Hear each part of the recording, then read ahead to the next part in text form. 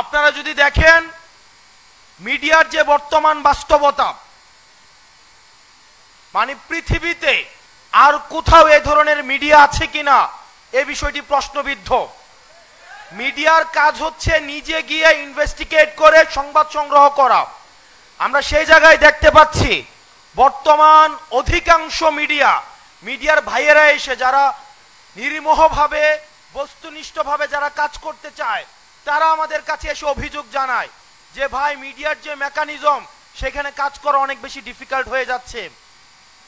Cantonment থেকে জিজিএফআই থেকে news লিখে মিডিয়াতে দেয় এবং সেইটা মিডিয়া ছাপায়।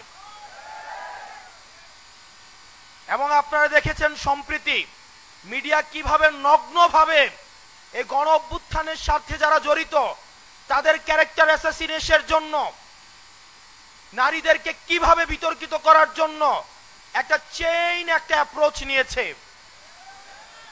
আমরা মিডিয়ার প্রতি আহ্বান জানাবো, আমরা চাই মিডিয়ার থেকে বস্তুনিষ্ঠ এবং জনগণের যেই বক্তব্য, জনগণের যেই দেশ নিয়ে যে পরিকল্পনা সেটা সঠিকভাবে উঠে আসুক।